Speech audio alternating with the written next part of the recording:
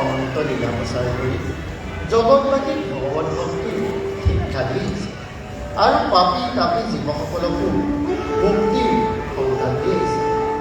এইবাৰ সেই একে উদ্দেশ্যলৈ পৃথিৱীলৈ যাব লাগিব। কোৱা ভাৰত পাৰিবা? মন্যব্ৰত যদা যদা হি ধৰ্মস্য গ্লানি ভবতি ভারত অভ্যুত্থানম অধর্মস্য তদাত্মানম সৃজাম্যহম পরিত্রাণায় সাধূনাং বিনাশায় চ দুষ্কৃতম ধর্ম সংস্থাপনার্থনায় সম্ভবামি যুগে যুগে। এইটো প্ৰভুৰ শ্ৰীমুখৰ বাণী। কি সত্য! তথাপি কওঁ, এইবাৰ আমি পূৰ্ণব্ৰহ্ম শ্ৰীকৃষ্ণৰূপে পৃথিৱীত অৱতাৰ ধাৰণ কৰিম। বাল্য লীলাৰ পৰা পুনৰ বৈকুণ্ঠ আলৈকে আমাৰ কৃষ্ণ ভক্তিৰ শিক্ষা জগতবাসীক দিব লাগিব। যি লীলাই জগতবাসীক এক কৃষ্ণৰূপে কৃষ্ণত লীন কৰিব আৰু পৰমাত্মাৰ লগত লীন হৈ পাপ তাপ ৰূপ সংহাৰ সমুদ্ৰৰ পৰা উদ্ধাৰ কৰিব। তুমি কিন্তু আমাৰ এই লীলা প্ৰচাৰৰ প্ৰধান সহচৰ হ'ব লাগিব। কূটনীতিত তুমি আমাৰেই সমবাধ্য। নাৰায়ণ নাৰায়ণ নাৰায়ণ। যি নীতি আমাৰ লীলা প্ৰচাৰৰ বাবে অপৰিহাৰ্য হ'ব আৰু তোমাৰ এই ভক্তি বিনাৰ সুৰেৰে ভগৱত ভক্তিৰ এক অবিৰাম বিজৰা ভূমণ্ডলত গোৱাব লাগিব। কোৱা ভাৰত পাৰিবা? সি কেৱল প্ৰভু প্ৰভু যদি ইচ্ছা হয়, প্ৰভু যদি কৰোণা হয়, তেনেহ'লে নাৰদৰ এনে কাম যি কাম কৰিব। তোমাৰ ইচ্ছাতে মই বিশ্বব্ৰহ্মাণ্ড বিচৰণ কৰিম।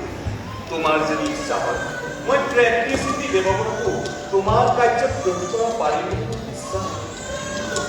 ধন্য নাৰদ, তোমাৰ দ্বাৰাই আমাৰ মহৎ কাৰ্য সমাধা আৰু ৩৩ কোটি দেৱতাই আমাৰ লীলা প্ৰচাৰৰ বাবে গকুল মথুৰা আদি জন্মগ্ৰহণ কৰিব আৰু আমাৰ পদৰে কাৰণে গকুল মথুৰা তিন তৰু পশু পক্ষীও উদ্ধাৰ কৰে।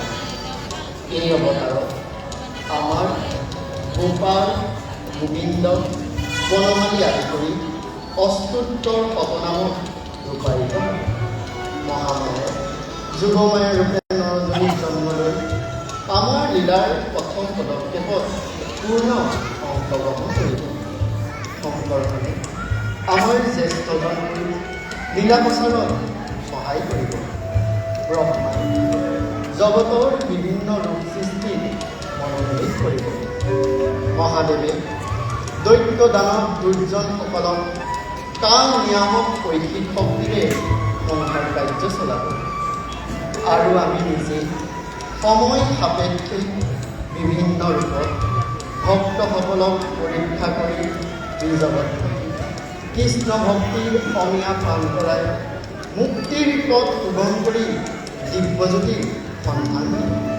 শেষত কেৱল এষাৰেই বাণী থাকিব, সেয়ে হ'ব সৰ্বধৰ্মান পৰিত্যাজ্য মামেকং শৰণং ব্ৰজ অহং तं সৰ্বপাপেভ্যো মুখ্যৈষামি মা শুচঃ।